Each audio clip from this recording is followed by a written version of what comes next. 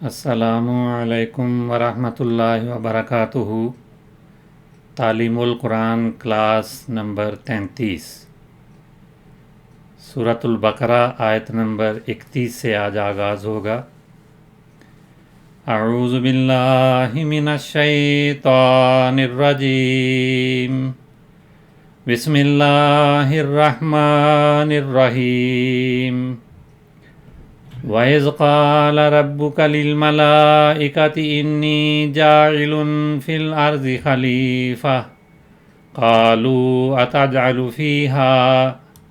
مَن يُفْسِدُ فِيهَا وَيَسْفِكُ الدِّمَاءَ وَنَحْنُ نُسَبِّحُ بِحَمْدِكَ وَنُقَدِّسُ لَكَ قَالَ إِنِّي أَعْلَمُ مَا لَا تَعْلَمُونَ۔ ترجمہ: اور یاد رکھ جب تیرے رب نے فرشتوں سے کہا کہ یقیناً میں زمین میں ایک خلیفہ بنانے والا ہوں، انہوں نے کہا کیا تو اس میں وہ بنائے گا جو اس میں فساد کرے اور خون بہائے، جب کہ ہم تیری حمد کے ساتھ تسبیح کرتے ہیں اور ہم تیری پاکیزگی بیان کرتے ہیں۔ اس نے کہا یقیناً میں وہ سب کچھ جانتا ہوں جو تم نہیں جانتے۔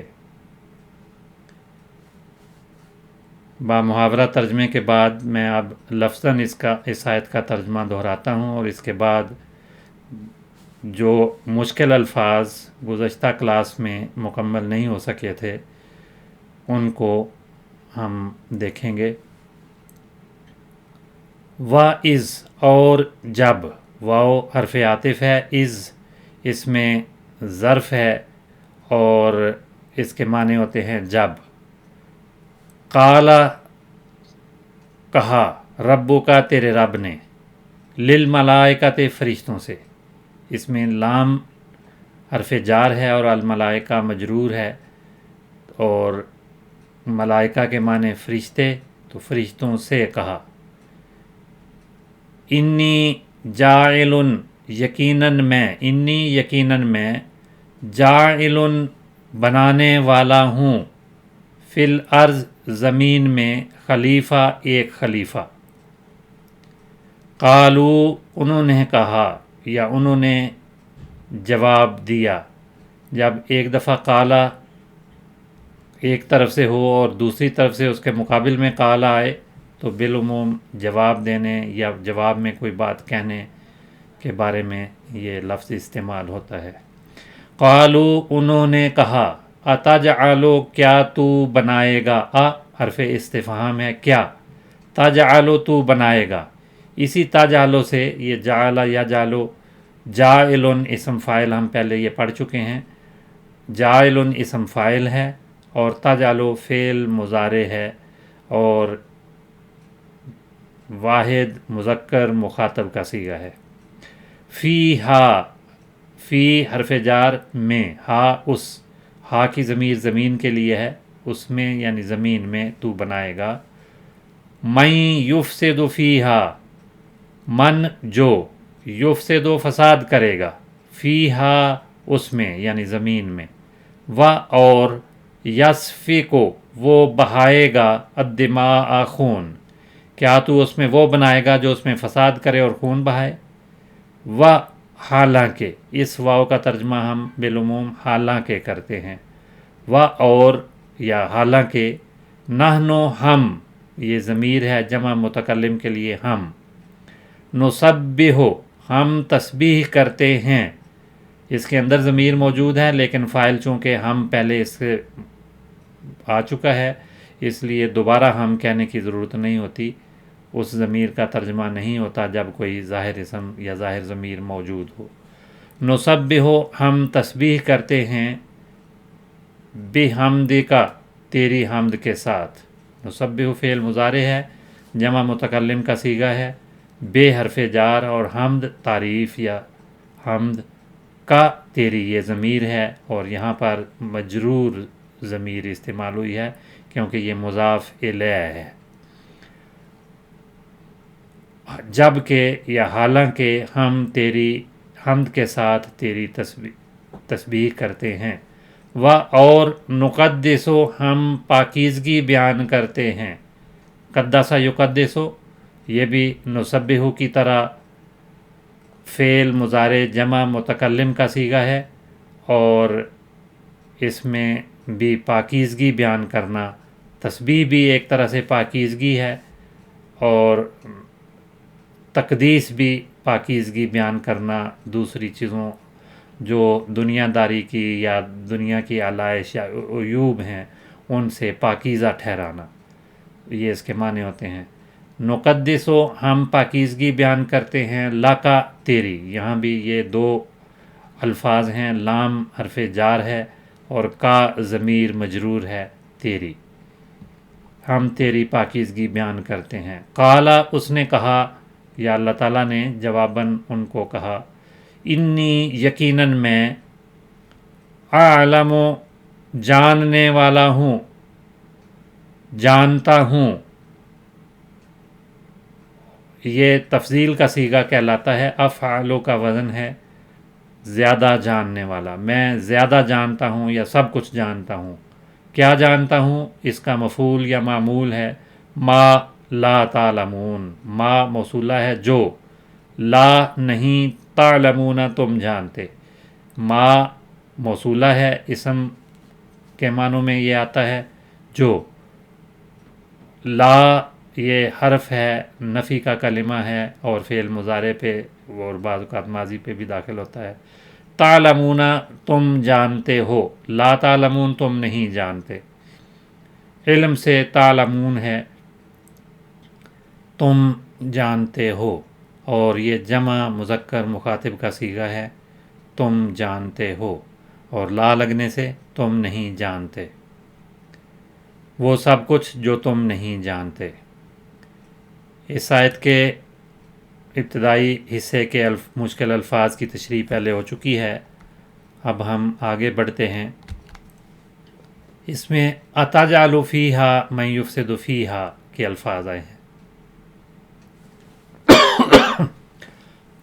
حرف استفہام ہے، یعنی سوال کرنے کے لیے، پوچھنے کے لیے، فہم سے استفہام ہے، حرف استفہام، کیا اس کے معنی ہیں؟ تجعل، تو بنائے گا، یہ فعل مضارع واحد مذکر مخاطب کا صیغہ ہے، تجعل اسی سے جاعل کا صیغہ اسم فاعل بنا ہے، جیم عین لام اس کا مادہ ہے، اور ضرب فتح یفتح اس کا باب کہلاتا ہے۔ اتجعل فیہا من یفسد فیہا ویسفک، یسفک اس کا مادہ سین فے کاف ہے، اور فعل مضارع پہلا صیغہ واحد مذکر غائب کا صیغہ ہے، تو بہائے گا یا بہاتا ہے، لیکن سوال کی صورت میں یہ جملہ بن رہا ہے، من یفسد فیہا ویسفک الدماء، یسفک صفا کا فعل ماضی، یسفو کو اور یسفے کو دونوں طرح سے اس کا فعل مضارع آتا ہے، صفقن اس کا مصدر ہے، اسے اسم فاعل صافق بنتا ہے، اور صفاق اردو میں بھی استعمال ہوتا ہے، فلاں تو بڑا صفاق ہے، تو یہ صفاق اسی لفظ سے بنا ہے اور مبالغے کا صیغہ ہے، بہت زیادہ خون بہانے والا، اور اس سے مفعول، اسم مفعول مسفوک بنے گا، جس کے معنی اب صفا کا جو فعل ہے، صفا کا یسفیکو، اس کے معنی خون بہانے یا کوئی چیز بہانے یا گرانے کے ہوتے ہیں، اور دوسرے معنی خوب باتیں کرنا، خوب بولنا بھی اس کے معنی ہوتے ہیں۔ اس کا مفعول یہاں پر الدماء آیا ہے، من جو اسم موصول اس سے پہلے آ چکا ہے، وہ اس کے لیے ضمیر اس کے اندر موجود ہے، وہ بہائے گا یا بہائے، الدماء خون، دمن خون کو کہتے ہیں اور اس کی جمع دماء آتی ہے، دال میم یہ اس کا مادہ ہے، دامیہ یا دما، اس کا جو فعل اور ماضی اور مضارع ہیں، دمین اور دمن اس کے مصادر آتے ہیں، اور خون آلود ہونے والی چیز کے لیے دامن اسم فاعل ہے، دامین تھا، یا گر گئی، دمن اسی سے ہے، دمی الجرح کے معنی ہیں زخم کا خون آلود ہونا، اور مصدر دمن اور دامین دونوں طرح سے آتے ہیں، اور خون نکلنا اور خون بہنا ان معنوں میں یہ لفظ استعمال ہوتا ہے۔ اور یہاں بھی الدماء یسفکو کا مفعول ہے۔ فرشتوں نے کہا کہ کیا تو اس ہستی کو، اس انسان کو یا آدم کو پیدا کرے گا جو زمین میں فساد کرے گا اور خون بہائے گا۔ اس کے بعد الفاظ میں سے ایک لفظ نسبح آیا ہے۔ سبح یسبح، پہلے بھی اس کی تفصیل آ چکی ہے، دوبارہ اب ہم دہرائی کر لیتے ہیں۔ اس کا معنی ہے ہم تسبیح کرتے ہیں۔ یہ جمع متکلم کا صیغہ ہے، یعنی بات کرنے والے کے لیے جو صیغہ آتا ہے فعل مضارع، جمع متکلم مذکر اور مؤنث دونوں کے لیے یہی صیغہ استعمال ہوتا ہے۔ سبح اس کا فعل ماضی ہے، اور سبح کے معنی عام طور پہ سبحان اللہ کہنا بھی ہوتے ہیں۔ سبحان اللہ کیا ہے اس کی تفصیل آتی ہے ابھی۔ سبح اللہ ولہ دونوں طرح سے، یعنی اس اللہ کے لیے تسبیح کرنے کے لیے جب یہ لفظ فعل کی صورت میں بولا جاتا ہے تو بغیر کسی صلے کے یا حرف جار کے بھی استعمال ہوتا ہے، اور اللہ کا لفظ مفعول بنتا ہے سبح اللہ۔ اور سبح لہو اس کے بھی وہی معنی ہیں، لام کے صلے کے ساتھ بھی آتا ہے، ہو کی ضمیر اللہ کے لیے ہی ہوگی، اس نے اللہ کی پاکیزگی بیان کی، اس کی پاکی بیان کی، بڑائی اور عظمت کا اظہار کیا۔ تو پاکیزگی بیان کرنا، بڑائی یا عظمت کا اظہار کرنا، اس کے لیے تسبیح کا لفظ آتا ہے۔ مصدر سبح سے تسبیح آئے گا، یہ باب تفعیل کہلاتا ہے۔ سبحان اللہ جب کہا جاتا ہے تو اس کی وضاحت بھی میں کر دوں کہ لفظی طور پر سبحان کا لفظ جو ہے یہ مصدر ہے، تسبیح کرنا، سبحان اللہ کہنا، اور اللہ جو ہے وہ مضاف الیہ بن رہا ہے جو اصل میں مفعول ہے۔ تو یہ سبحان کا لفظ جو مصدر ہے یہ منصوب استعمال ہوتا ہے، سبحان اللہ یا سبحان اللہ نہیں کہتے، سبحان اللہ کہتے ہیں۔ اس کی وجہ یہ ہے کہ فعل کے ساتھ سبح سبحان اللہ ہے یا نسبح سبحان اللہ ہے، فعل اس سے پہلے ایک محذوف ہوتا ہے، اور یہ اس کا مفعولوں کی 5 قسمیں بیان کی جاتی ہیں، اور ایک ان میں سے مفعول مطلق ہے، اور مفعول مطلق بالعموم وہی مفعول ہوتا ہے جو کسی فعل سے، اسی مادے سے اس کے ساتھ بیان ہو، اور بعض اوقات وہ فعل محذوف ہو جاتا ہے اور وہ مفعول اس کی قائم مقامی کرتا ہے، اور یہاں بھی یہی صورت ہے، وہ فعل محذوف ہو گیا اور سبحان اللہ سبحان کا لفظ اس کی قائم مقامی کرنے والا ہے، اور یہ مفعول ہونے کی وجہ سے ہمیشہ منصوب آتا ہے۔ تو مفعول مطلق اس کے آخر میں جو زبر ہے یہ نصب کی علامت ہے، یعنی یہ منصوب اسم ہے، منصوب مصدر یہاں پر استعمال ہوا ہے اور مفعول مطلق بن رہا ہے۔ لیکن جب فعل معذوف ہو گیا تو جو مفعول تھا اس کو اس کا مضاف الیہ بنا کر اس کے ساتھ جوڑ دیا گیا ہے۔ نسبح اللہ سبحانن اصل جملہ بنتا ہے، اور اس کے معنی جب سبحان اللہ کہا جاتا ہے تو یہ اللہ تعالیٰ کی پاکیزگی یا اس کو عیوب سے پاک ٹھہرانے کے لیے کلمہ ہے، اسے کلمہ تنزیہ کہتے ہیں، اور اس کا مطلب ہے کہ اللہ تعالیٰ ہر عیب اور ہر برائی سے پاک ہے، اس میں کسی طرح کا کوئی عیب نہیں، اور وہ کسی طرح کی برائی سے پاک ہے۔ اسی مادے سے جب ثلاثی مجرد کے صیغے آتے ہیں تو سابہ فعل ماضی آتا ہے، اور خالی یہ سابہ بھی استعمال ہوتا ہے، سابہ بے یعنی بے کے صلے کے ساتھ بھی استعمال ہوتا ہے، اور سابہ فی یسبہ فی کا صلہ بھی اس کے ساتھ آتا ہے، اور یسبہ اس کا فعل مضارع ہے، اور سباحتاً سبحن اس کے مصادر آتے ہیں۔ جب یہ سابہ استعمال ہوتا ہے تو سابہ الفراسو کے معنی ہوتے ہیں گھوڑا دوڑا، تو گھوڑے کے دوڑنے کے لیے جب وہ تیاری کرتا ہے، اپنی ٹانگیں پھیلاتا ہے، تو خاص اس کیفیت کے لیے کہتے ہیں سابہ الفراسو۔ کہ گھوڑا جو ہے اس نے دوڑنے کے لیے اپنی ٹانگیں پھیلا لیں، یعنی دوڑنے لگا۔ صباح النجوم، نجوم ستارے، اور ان کے لیے جب صباح کا لفظ آتا ہے تو ستاروں کا آسمان میں چلنا یا دور چلے جانا، دوڑنا اس کے معنی ہوتے ہیں۔ اسی طرح اور ایک معنی کھدائی کرنے کے بھی ہیں، کوئی چیز تلاش کرنے کے لیے، کوئی کسی جگہ کو کھودنا، اور معاشی امور کی سر انجام دہی کے لیے بھی یہ لفظ استعمال ہوتا ہے، یعنی گھومنا، روزی کی تلاش میں لگنا، تو اس کے لیے بھی صباح کا لفظ آتا ہے، قرآن مجید میں ان معنوں میں بھی استعمال ہوا ہے۔ اور آرام کرنا اور سونا بھی اس کے معنی ہیں، تو مختلف معنی میں یہ لفظ استعمال ہوتا ہے، لیکن یہاں پر جو نسبح ہے اس کے معنی ہیں ہم اللہ کی پاکیزگی بیان کرتے ہیں، تسبیح کرتے ہیں۔ بحمد کا، اس کے ساتھ عام طور پر اللہ تعالیٰ کی حمد کا ذکر بھی آتا ہے، پاکیزگی بیان کرتے ہیں اور ساتھ ساتھ اس کے اللہ تعالیٰ کی حمد بھی بیان کرتے ہیں۔ بے کے معنی ساتھ، حمد تعریف کا، تیری تعریف کے ساتھ ہم تیری تسبیح کرتے ہیں، تجھے پاکیزہ ٹھہراتے ہیں، یعنی تیری تعریف بھی ساتھ ساتھ ہم کرتے ہیں۔ حمد یہ بے حرف جار ہے اور کا ضمیر واحد مخاطب کے لیے، مذکر کے لیے آتی ہے۔ تیری حمد، تیری تسبیح، یہ دونوں الفاظ، حمد مضاف ہے اور کا مضاف الیہ ہے،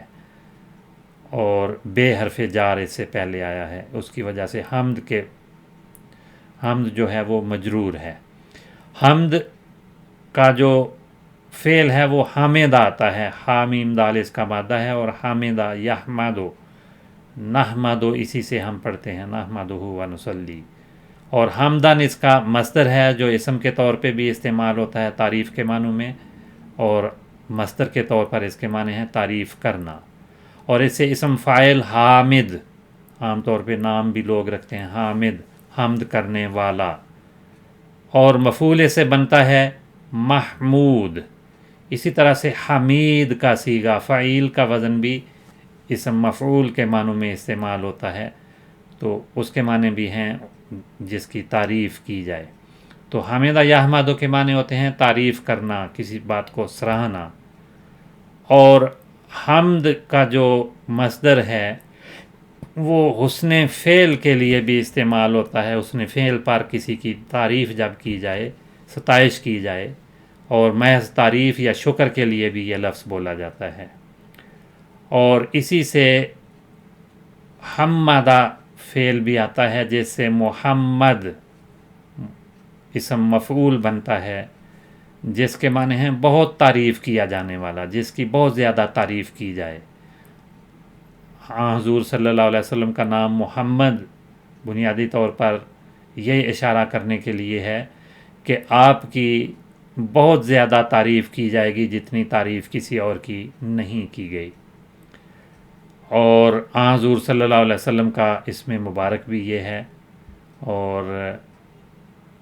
اسی سے آپ کی پہچان ہر جگہ پہ ہوتی ہے۔ حمدہ جو فعل اس سے آتا ہے، حمدہ فلانن، اس میں تکرار والا مفہوم بھی ہے، بار بار تعریف کرنا، بہت زیادہ تعریف کرنا، اور اسی سے الحمدللہ کہنا بھی اس کے لیے بھی حمدہ کا لفظ استعمال ہوتا ہے، یعنی الحمدللہ اس نے کہا۔ نسبح بحمد کا ونقدس لک، نقدس یہ بھی جمع متکلم کا صیغہ ہے، ہم پاکیزگی بیان کرتے ہیں، ہم پاکیزہ ٹھہراتے ہیں۔ نون تو حرف مضارع ہے، قاف دال سین اس کا مادہ ہے، اور قدسہ اس میں دال کو مشدد بنا کر 4 حروف پر مشتمل یہ فعل ماضی ہے، قدسہ،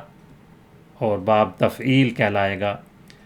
قدسہ لام کا صلہ اس کے ساتھ بالعموم آتا ہے، نقدس اللہ کا ہم یہاں بھی لام کے صلے کے ساتھ اس آیت میں بھی پڑھتے ہیں۔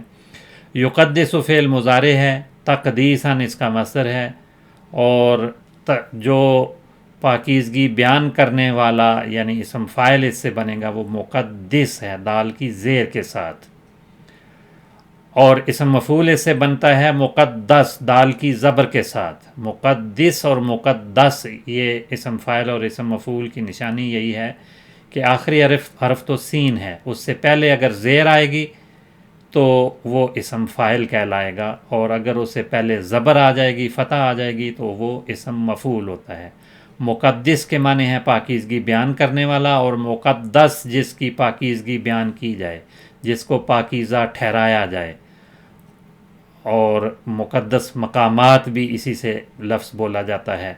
کہ جن کو پاک ٹھہرایا جاتا ہے، پاک رکھا جاتا ہے، پاک قرار دیا جاتا ہے۔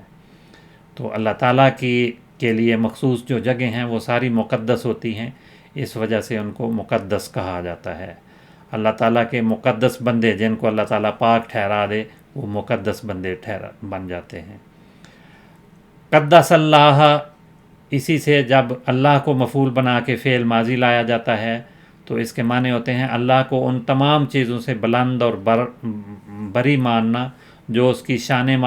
معبودیت کے منافی ہیں، یا اللہ تعالیٰ کی تقدیس کا قائل ہونا، اس کے لیے بھی قداسہ کا فعل ہی استعمال ہوتا ہے۔ اس سے ثلاثی مجرد کا صیغہ قادوسا یا قدوسو استعمال ہوتا ہے، اور یہ تقدیس کے معنی تو کسی اور کو پاک ٹھہرانا، لیکن قادوسا کے معنی ہے پاک ہونا۔ یقدوسو فعل مضارع ہے، قداستاً، قدسن اور قدسن اس کے مصادر مختلف آتے ہیں، جس کے معنی ہوتے ہیں پاک ہونا، بابرکت ہونا، بے داغ ہونا۔ تو یہ تقدیس والا جو مادہ ہے اسی سے یہ ثلاثی مجرد کے صیغے میں بھی فعل اور الفاظ مختلف صیغے استعمال ہوتے ہیں۔ اس آیت کے آخری جملے میں آیا ہے انی اعلم ما لا تعلمون، علم کے متعلق پہلے ہم تفصیل پڑھ چکے ہیں، اسی سے یہ اعلم علم سے ہے، وہ سب کچھ جانتا ہوں، وہ جانتا ہوں۔